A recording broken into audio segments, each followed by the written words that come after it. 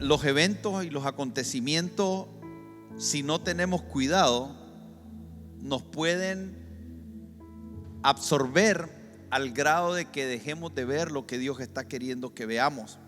Entonces leíamos en Mateo 7, el verso 24, leíamos esta historia de las dos casas. No sé si la podés leer, Johnson, por favor. Cualquiera pues que me oye estas palabras y las hace, le compararé a un hombre prudente que edificó su casa sobre la roca. Descendió lluvia y vinieron ríos y soplaron vientos y golpearon contra aquella casa y no cayó, porque estaba fundada sobre la roca. Pero cualquiera que me oye estas palabras y no las hace, le compararé a un hombre insensato que edificó su casa sobre la arena. Y descendió lluvia y vinieron ríos y soplaron vientos y dieron con ímpetu contra aquella casa y cayó y fue grande su ruina. Esta historia marca dos tipos de personas. Dos tipos de personas totalmente opuestas, pero son dos tipos de personas a los que Jesús se está refiriendo dentro de los creyentes. Tal vez alguien podría calificar 5 tipos más, pero Jesús dice: no, en mi iglesia, en medio de mi pueblo, en medio de mis hijos, en medio de los creyentes, en medio de los que profesan que yo soy su Señor, en medio de aquellos que me han confesado a mí como su Señor, yo voy a categorizarlo en dos tipos de personas. Voy a hablar de aquellos que son sensatos y de aquellos que son insensatos. Voy a referirme a los que son prudentes y a los que son imprudentes. Escuchar estas palabras para algunas personas pudiera ser ofensivo. Y si usted se pone en el contexto de Jesús, está diciendo Jesús literalmente, dentro del auditorio, dentro de aquellos que me escuchan, hay dos tipos de personas. Hay algunos que por su accionar, por su forma de recibir la palabra, por su forma de ponerla en práctica, terminarán adjudicándose a sí mismo un título como personas prudentes. Pero habrá otro grupo que por sus acciones, por su forma de poner en práctica o por no poner en práctica la palabra, terminarán adjudicándose a sí mismo un título de insensatos. Y fíjese que desde ahí pareciera que la forma de dirigirse pudiera ser interpretada como ofensiva. Si yo en esta mañana comienzo diciendo esto, algunos ya pudieran tener una postura un poco a la defensiva. Y qué importante, pero qué importante es entender que parte de la prudencia es cómo escuchamos, y parte de la insensatez es cómo escuchamos. Porque Jesús está diciendo: cualquiera pues que me oye estas palabras, cualquiera que esté escuchando, la sensatez o la insensatez comienza ya desde el escuchar. Ya desde el momento que comenzamos a escuchar, nos estamos nosotros poniendo en una categoría desde el cómo escuchamos. Y yo, trayendo esto a la práctica, sé, porque a mí me ha tocado estar como oyente del mensaje. Llevo 20 años como creyente y me ha tocado estar del lado que ustedes están en este día. Sé que desde el momento que uno comienza a predicar hay una predisposición de las personas, una predisposición a oír con apertura de corazón o una predisposición de las personas a estar pendientes de qué se dice, cómo se dice, pero desde una postura donde estoy buscando la excusa perfecta para encontrarle un pero al mensaje? Eso no está hablando de mí como individuo ni de nosotros como iglesia. Esa es la realidad que ocurre donde quiera que se predique el evangelio. No es nuestra realidad, es la realidad de la predicación. Y lo más llamativo de esto es que esa realidad no me estoy refiriendo al mundo, porque el mundo sabemos que ya tiene un rechazo. El mundo ya tomó una postura, ya el mundo tomó una decisión de burlarse, de mofarse, de rechazar la palabra de Dios y de vernos a nosotros desde una condición de ingenuidad, de ignorancia, de fanatismo. El asunto es nosotros. El asunto es cómo va a ser el oír de nosotros, porque desde ahí ya nos comenzamos a ubicar. El insensato no fue insensato cuando no hizo lo que tenía que hacer o cuando dejó de hacer. El insensato comenzó desde que comenzó a escuchar, porque desde ahí comienza una batalla, desde ahí comienzan a ponerse los peros.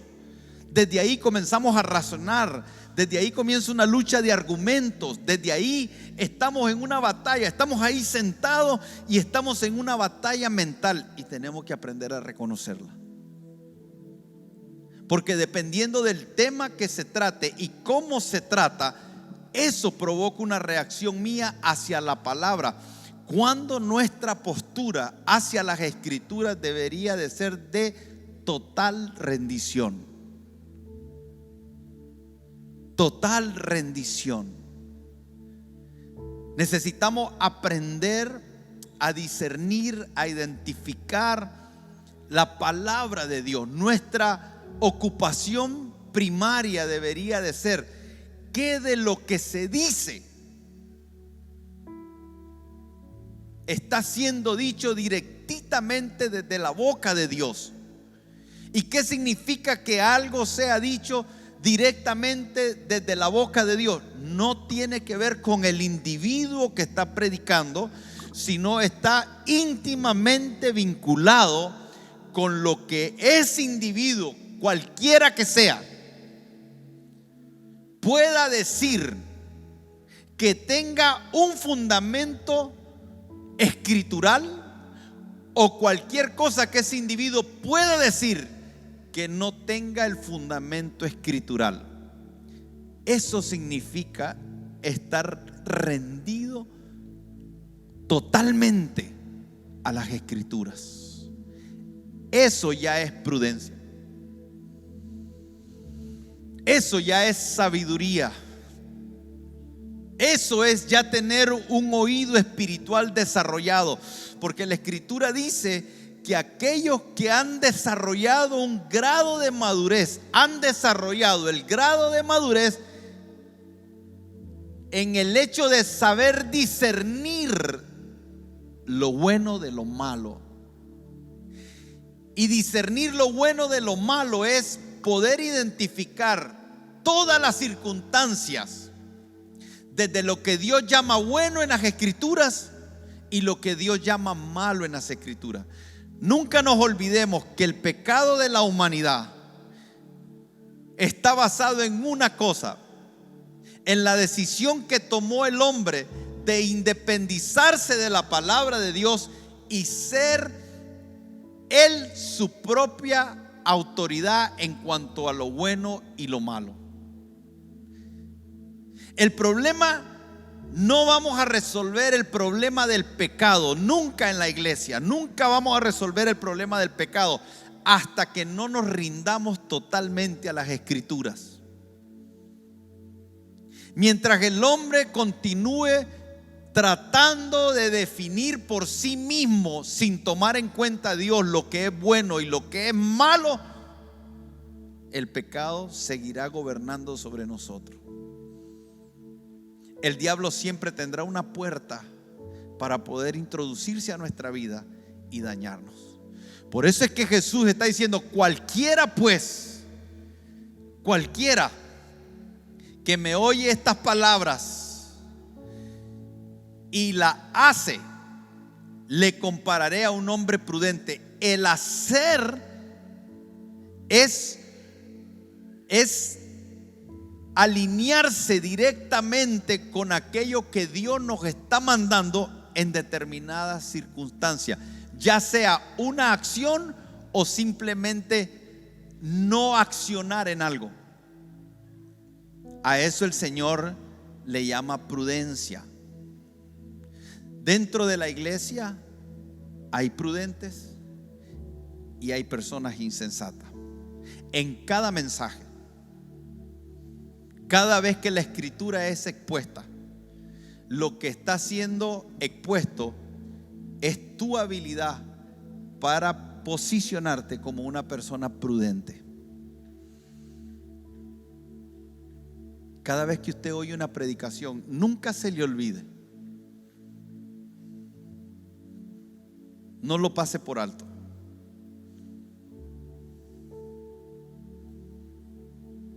No se equivoque, no se distraiga.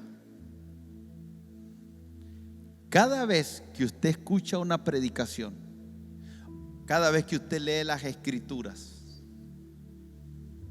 usted está siendo expuesto indefectiblemente al hecho de que tiene que tomar la decisión de ubicarse como una persona prudente. Cada vez que escuchas la palabra del Señor, el Señor te está comparando hasta el día de hoy. ¿Y sabe qué es lo lindo de esto? Y nuestro mayor problema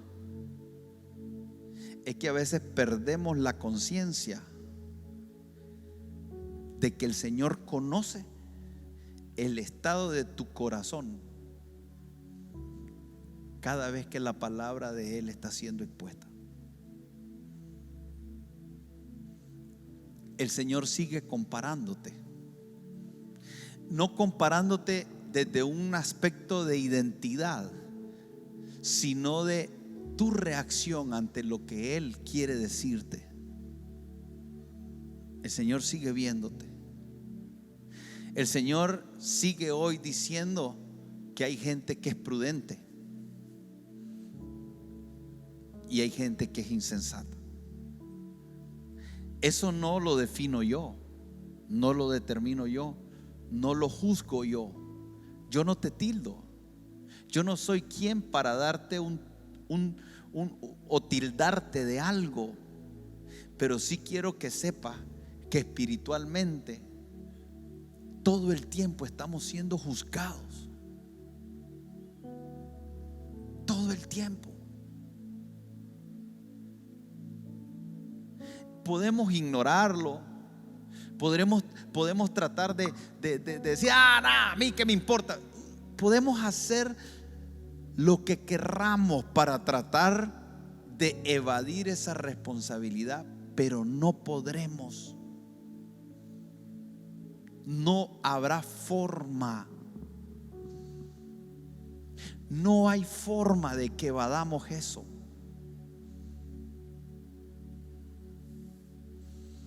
No hay forma de que un día como hoy se nos llame de una manera o de la otra. Pero todos, incluyéndome a mí, porque a mí me puede tocar predicar de algo que es palabra de Dios y yo ser el más insensato de todos. Porque lo que hace sensato a alguien o insensato, lo que hace prudente a alguien o imprudente, no es que lo predique,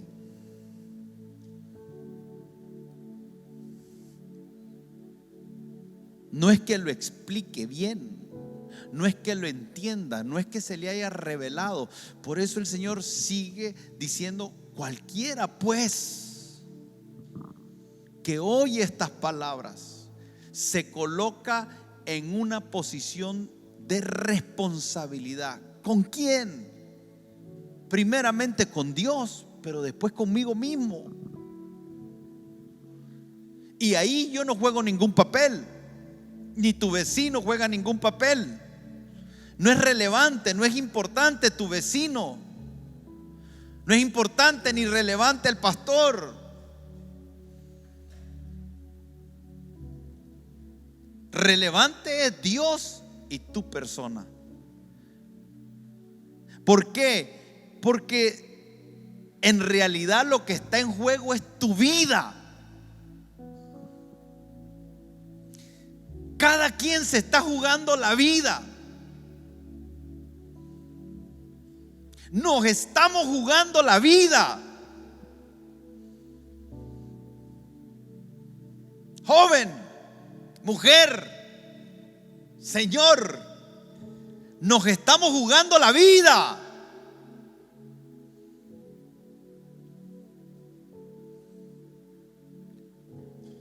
La predicación es un asunto muy serio. Nos estamos jugando la vida. Si usted piensa menos o diferente, está equivocado. Por eso los religiosos para los religiosos no entienden que se están jugando la vida. Si los religiosos entendieran que se están jugando la vida, no reaccionarían como reaccionan.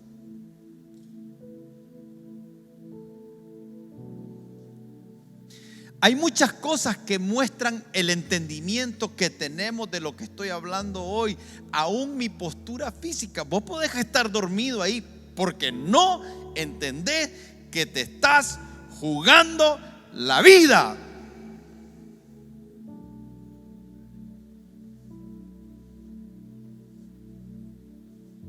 Yo hablo con algunas personas y no entienden que se están jugando la vida.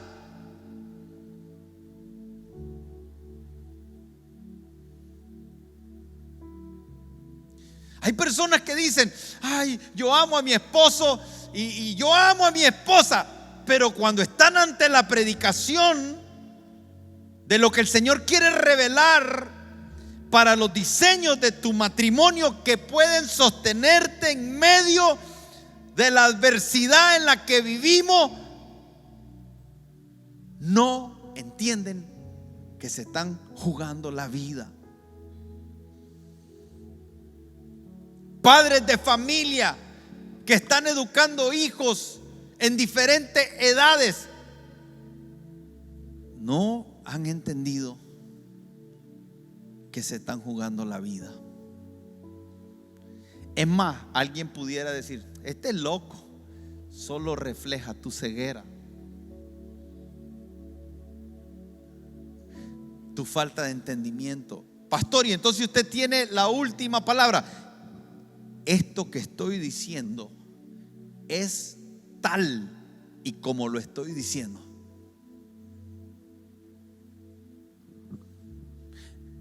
Día a día nos estamos jugando la vida.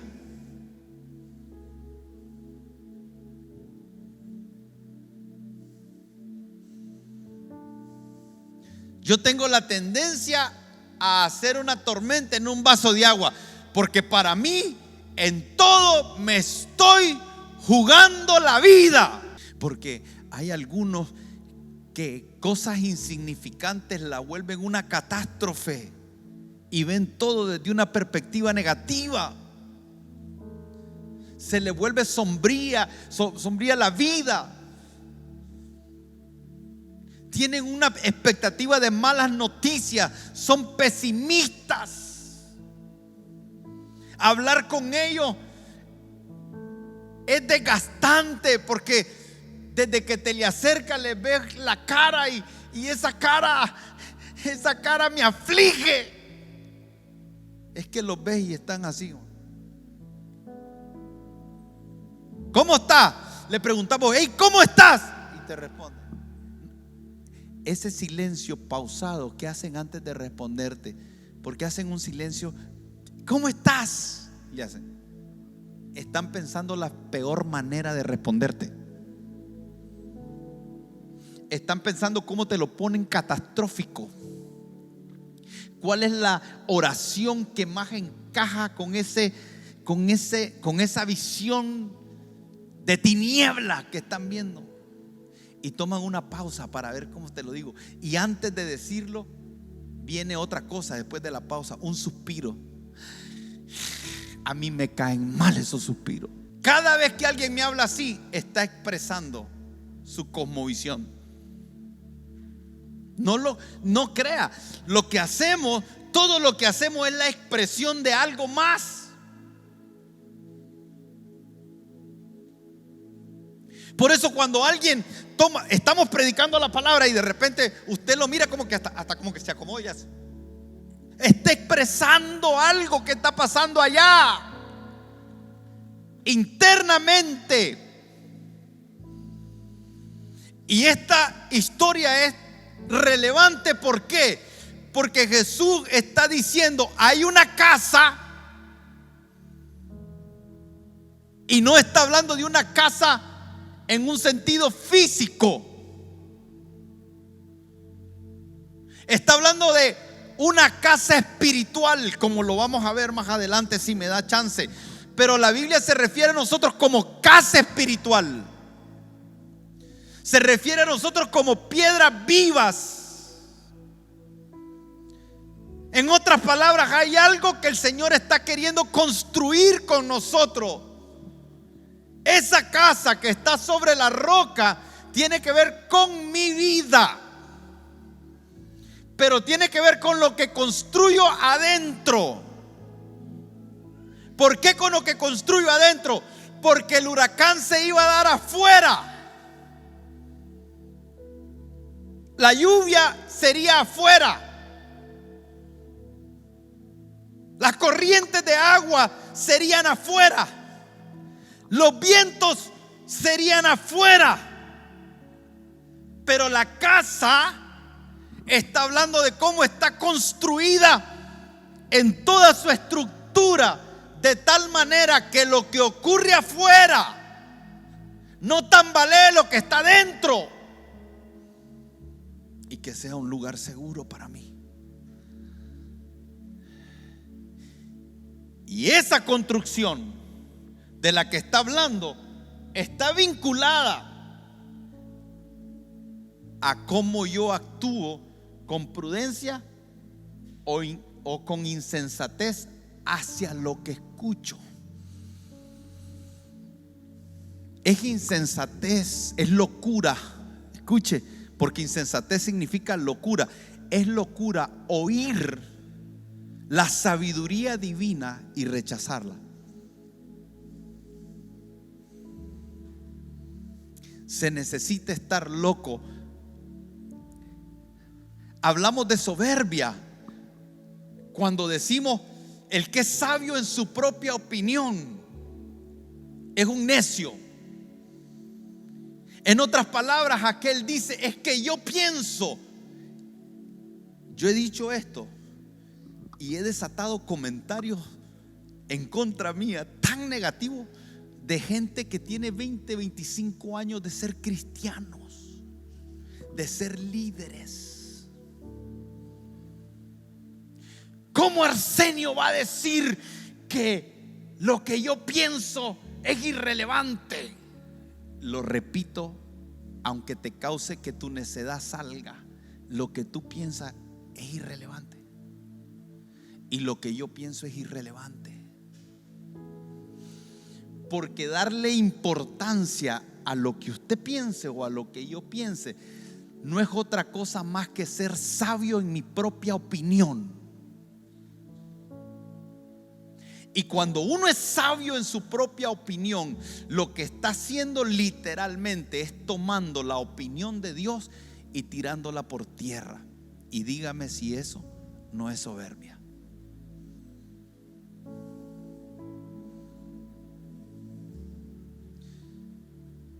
¿Quiere que vaya más profundo? Yo he renunciado al derecho de pensar. Y usted debería de hacer lo mismo. ¿Y en qué se basa usted para decir semejante barbarie? En que la Escritura dice que usted y yo tenemos la mente de Cristo. Y es una decisión sencilla. O usted tiene su mente o tiene la mente de Cristo. Usted escoja. Se necesita ser necio, loco, para aferrarse a su manera de pensar. Por eso es que el Señor aconseja: renueven su mente. Y nadie puede renovar su mente diciendo: es que yo pienso. Porque yo pienso es aferrarse y no renovarse. Por eso es que yo creo que nuestro mayor éxito es dejar de pensar por nosotros mismos. Eso fue lo que hizo Eva. Eva dijo: no, lo que pasa, le dijo Satanás, es que Dios sabe que si comes de ese fruto serás como Él. Y agarró la sabiduría diabólica. Y la Biblia habla de sabiduría diabólica. Hay sabiduría diabólica. El diablo le estaba ofreciendo a Eva sabiduría diabólica. Y el diablo sabe cómo llegar y cómo atraer nuestra soberbia a pensar que nosotros sabemos mejor que Dios. Y algunos me dicen: no, pastor, usted está diciendo otra cosa. Yo jamás he dicho que yo sé más que Dios. No. Pero recuerde lo que dijo Jesús: cualquiera que oye estas palabras y las hace, le compararé. No es usted el que decide. Son nuestras acciones las que nos posicionan. Usted no dice: yo soy prudente. Usted ni yo tenemos legalidad, ni autoridad, ni la atribución para autodenominarnos o denominar a alguien más prudente o insensato. Según el contexto en el que estamos estudiando, es Cristo el que termina comparando. Y Cristo nos compara desde cómo reaccionamos a la palabra.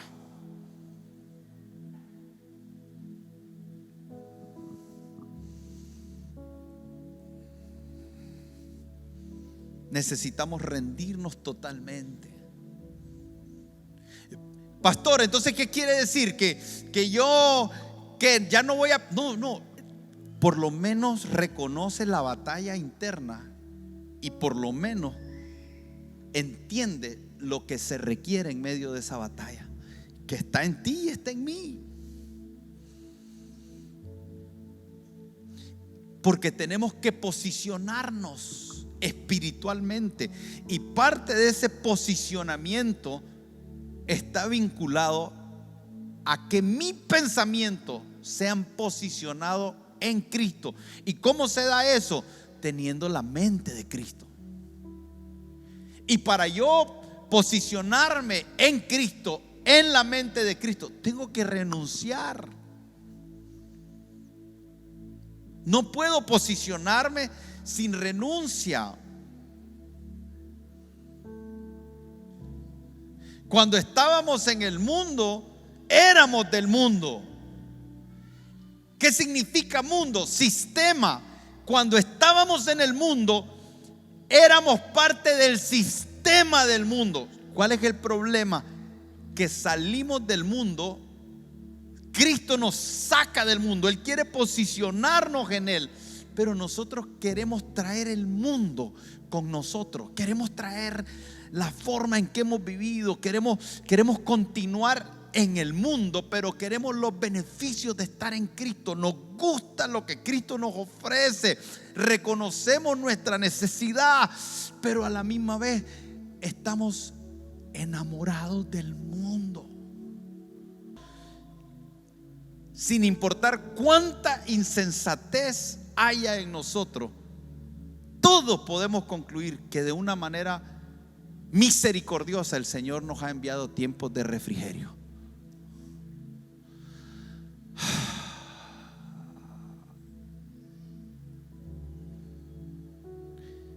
Conocemos lo que es el refrigerio.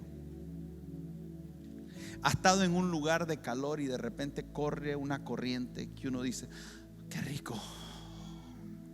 En medio de situaciones difíciles que hemos atravesado por nuestra insensatez, el Señor siempre ha sido fiel para enviar tiempos de refrigerio.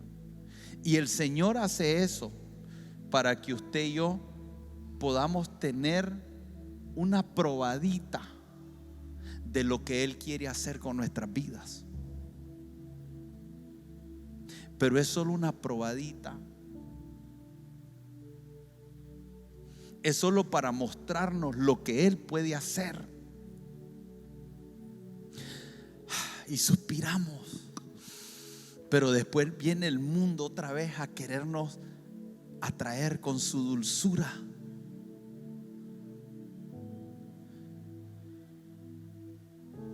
Con esos labios que destilan miel, pero su fin es amargo.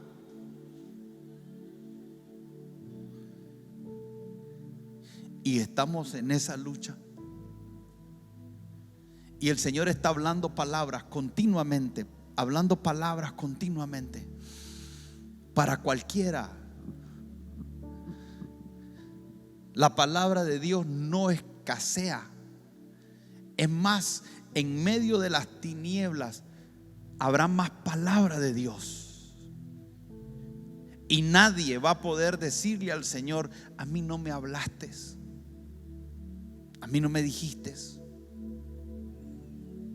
Si me hubieras dicho, Señor, no hubiera hecho. No, todos se nos va a hablar.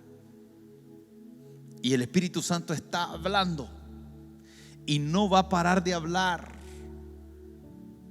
Pero nosotros vamos a decidir si actuamos como personas prudentes.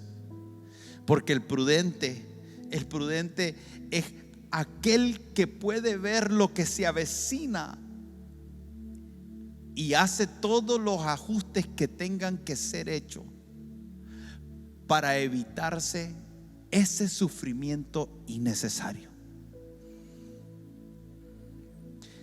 Hay sufrimientos que son innecesarios. Hay tribulaciones que son innecesarias. Innecesaria me refiero a que no tienes que atravesar por ahí indiscutiblemente. Jesús dijo en un momento: me es necesario pasar por Samaria. Es diferente. Cuando algo es necesario, hay que pasar.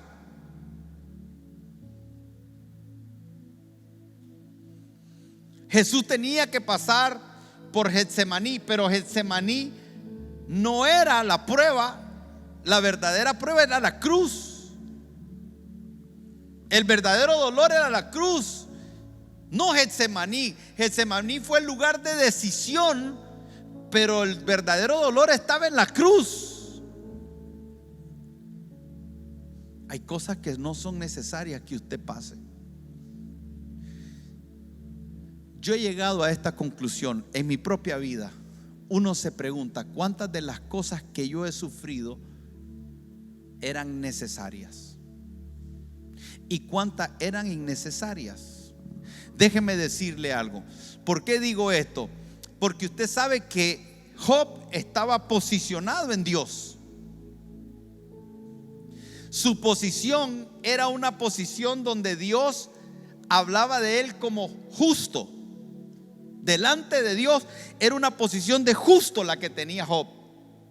Espiritualmente, como consecuencia de esa condición de justo delante de Dios, el Señor había levantado alrededor de él un muro que era impenetrable para Satanás. En otras palabras, la posición de Job estaba espiritualmente establecida de tal manera que el diablo sabía que no podía tocarlo. Posicionarnos en Cristo es eso: colocarte en un lugar donde el enemigo no pueda tocarte.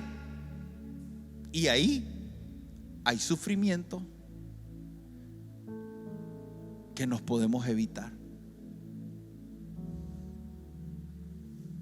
Hay situaciones que nos podemos evitar. Hay tragedias que nos podemos evitar. Ahí. Pero cuando yo me salgo de ahí, es otra historia.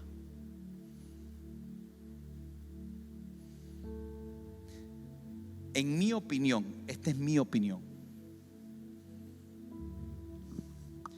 por lo menos el 80% de los problemas que nos metemos nos lo pudimos evitar.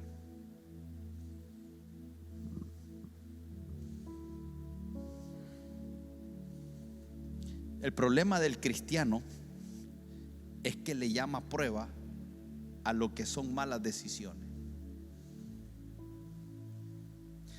Las pruebas no son malas decisiones. Mire, Jesús fue tentado en todo, mas no pecó. Y usted mira la vida de Jesús y uno dice: ¿cuántas circunstancias vivió Jesús que él provocó? Si no pecó, no las provocó él, porque la paga del pecado es la muerte. Pero el que no peca, ¿qué muerte provoca? Ninguna. Jesús no pecó, Jesús no conoció pecado. Oh, pero Jesús fue el que dijo: en el mundo tendréis aflicciones. ¿Por qué? Porque yo estuve en el mundo y pude darme cuenta de lo que es estar expuesto a las injusticias. Pero una cosa son las injusticias del mundo y otra cosa son las puertas que yo abro para que el mundo de maldad pueda tener derecho legal sobre mí. Y ahí es donde yo creo que en mucho, el 80%, me atrevo a decir, y esta es mi opinión, de las circunstancias difíciles con que tenemos que lidiar son producto de decisiones, algunas que yo estoy tomando hoy y algunas que nuestros padres tomaron.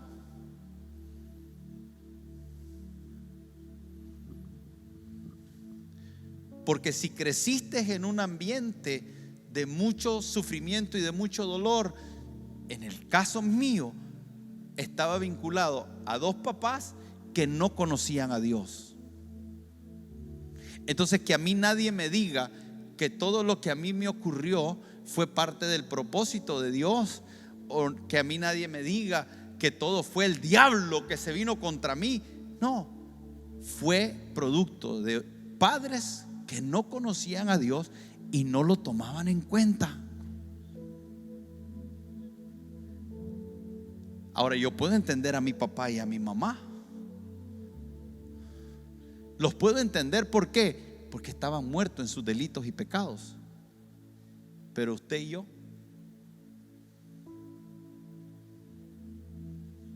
hoy, ¿será que tenemos alguna excusa? ¿Y usted ha cometido errores? Sí. ¿Y sus hijas han tenido algún efecto?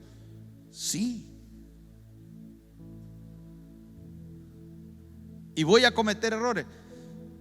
Sí. ¿Y usted? También. Pero tengo un entendimiento de que hay cosas que se las puedo evitar a mis hijas y a mi hijo. Hay cosas que yo puedo evitarle a esta iglesia.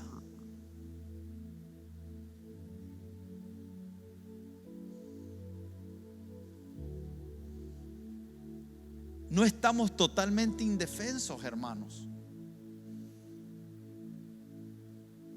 No nos creamos esa, porque si nos creemos esa nos hace mucho daño. Creer que no tenemos ninguna influencia sobre nuestro destino nos hace estar expuesto a las circunstancias externas. Y déjeme decirle algo más en este sentido.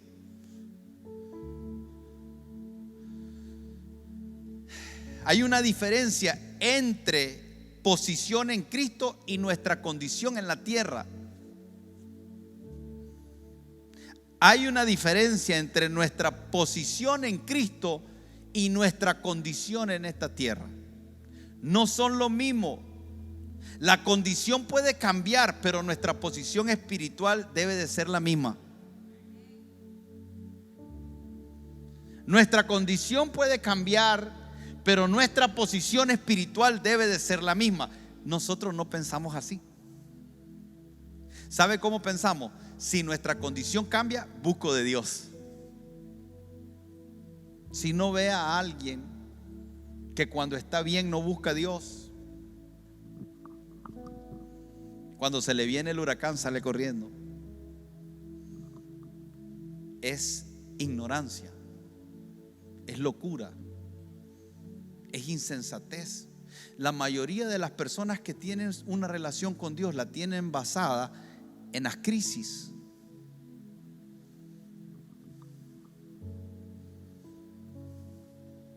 Es que pareciera que alguien nos hizo pensar que nuestra relación con Dios está basada en crisis, que tiene que venir una crisis. Entonces sí pareciera que usted necesita una prueba, pareciera que necesita una tribulación, pareciera que usted y yo necesitamos que algo vaya mal en nuestra vida para que entonces entendamos que necesitamos posicionarnos, porque no hemos entendido que nuestra posición es algo permanente, pero nuestra condición es temporal.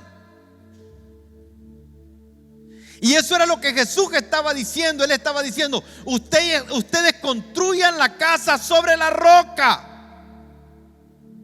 Posición espiritual. Para que cuando vengan la lluvia, los ríos y los vientos, condición, su casa, que está posicionada permanentemente, por las condiciones temporales, no caiga. Pero cuando pase ese huracán, yo permanezco. Yo no cambio la posición porque ya pasó el huracán. Usted no construye un fundamento para el huracán y después lo quita. Eso es locura.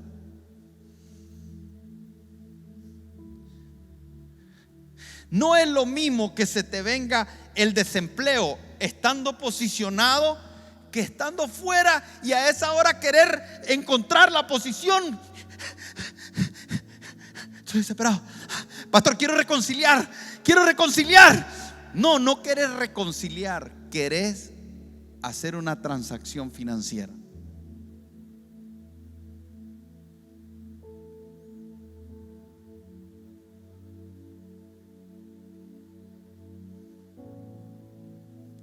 Querés usar a Dios. Y escuche, está bien, Dios te ama, y el que a Él viene no lo echa fuera, pero no crea que no va a afectarte, porque hay algunas cosas que el Señor primero, lo que va a hacer primero es que el huracán no te mate, pero no va a ser alegre. Él va a ser fiel, pero no va a ser placentero. Porque un huracán te sacude. La presencia de Dios en la vida de alguien es mucho más que la apariencia de que todo está bien de acuerdo a los criterios del mundo, porque alguien puede partir con el Señor y estar en el centro de la voluntad de Dios. Quiero terminar con esto. Esteban está tirado en el piso, el primer mártir. Está tirado en el piso porque lo están apedreando y está siendo golpeado de todos lados. Pero dice que encima de él el cielo estaba abierto.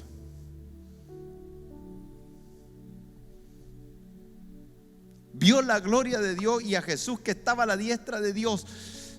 Él está posicionado en un lugar espiritual en medio de las pedradas.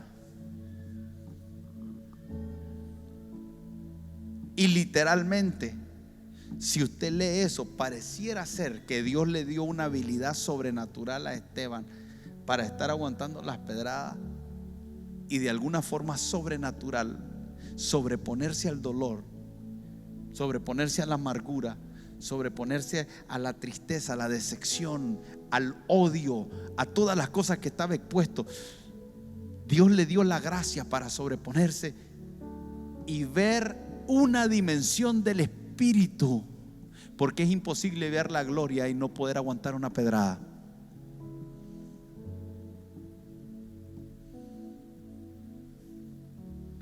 Es imposible estar en la dimensión de revelación que él estaba y creer que él estaba viendo todo desde la carne. Por eso es que Esteban terminó diciendo: Señor, perdónalos, no les tomes en cuenta este pecado. Y habiendo dicho esto, durmió. El estar posicionado en Cristo no tiene criterios de este mundo. El estar posicionado en Cristo es un asunto interno. ¿Sabe quién vio la gloria de Dios? Esteban, nadie más. Ahí dice que Esteban, pero Esteban, no dice la multitud, pero Esteban. No dice todos los que estaban ahí, pero Esteban, lleno del Espíritu Santo, puesto los ojos en Jesús, tenía los ojos posicionados ¿dónde? Un sinónimo de posición es puesto. ¿Dónde está puesta tu mirada? ¿Dónde está puesta mi mirada? Puesto los ojos en el cielo. Vio. Donde usted ponga su mirada va a ver. Si usted ve al mundo, solo puede ver al mundo. Donde usted pone su mirada es lo que usted termina viendo. Puesto los ojos en el cielo, vio la gloria de Dios y a Jesús que estaba a la diestra de Dios, y dijo: he aquí veo los cielos abiertos y al Hijo del Hombre que está a la diestra de Dios. Entonces ellos, dando gracias, se taparon los oídos y arremetieron aún contra él. Escuche, yo ya tengo que terminar, pero la palabra es tan linda. ¿Usted sabe por qué algunos se levantan en odio? Usted no se explica. Uno dice, pero ¿por qué hay tanto odio contra uno si uno no está metido con nadie? Esta es la respuesta.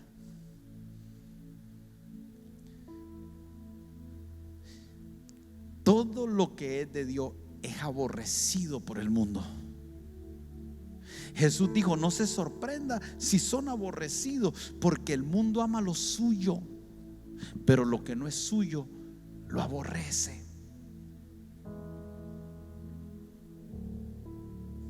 Es más, si usted es amado por el mundo, quiere decir que usted es del mundo.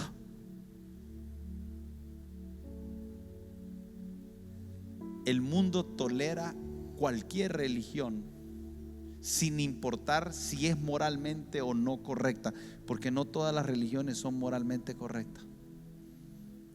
Algunos matan masivamente en nombre de su religión, pero usted ve que el mundo los defiende.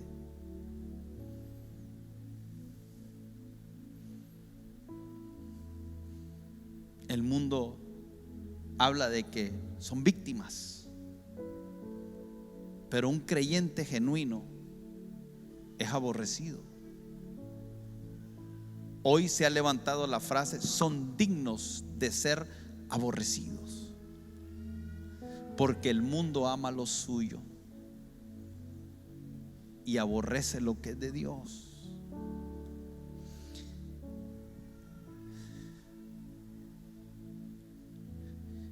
Estamos en el mundo, pero no somos del mundo. ¿Sabe cuál es el problema? Que el mundo ama lo suyo, pero usted se proclama no ser del mundo. Cuando usted entra en el mundo, usted es doblemente odiado. No es inteligente. Yo soy de Cristo, yo soy de Cristo, mi Padre, yo soy su hijo. Yo solo sé que yo soy su hijo. Yo solo sé. Y te metes al mundo y el mundo dice: yo solo sé que yo no te quiero, que yo te aborrezco, te voy a hacer la vida de cuadrito. Y estás cantando: yo solo sé que yo soy su hijo. Y estás en el mundo. No es inteligente. Renuncia a Cristo y hazte amigo del mundo mejor.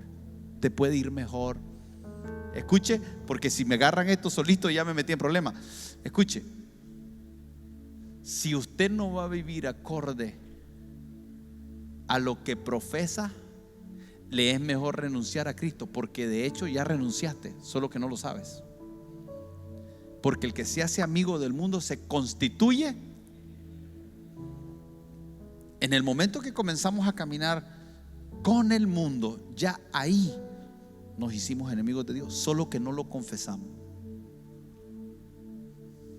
Hay muchos que en la práctica son enemigos de Dios, solo que se estaban engañando a sí mismos. Si siendo cristiano el mundo nos va a aborrecer, no es inteligente hablar mal del mundo y caminar con el mundo, porque no sos ni del. Estás como como el judío errante, decía mi abuela.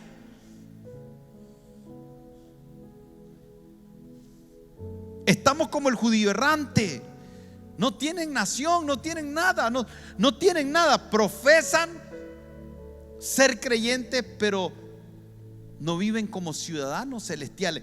Y lo que el Señor está diciendo es: en el mundo van a haber aflicciones, confíen. Pero la única forma que podemos confiar es si estamos posicionados. La única forma que vamos a vencer al mundo es posicionado. Esta es la fe que ha vencido al mundo. Ni usted ni yo tenemos capacidad de vencer fuera de este lugar. Prudente es aquel que construye su vida desde este lugar. Es lo único que nos garantiza permanencia.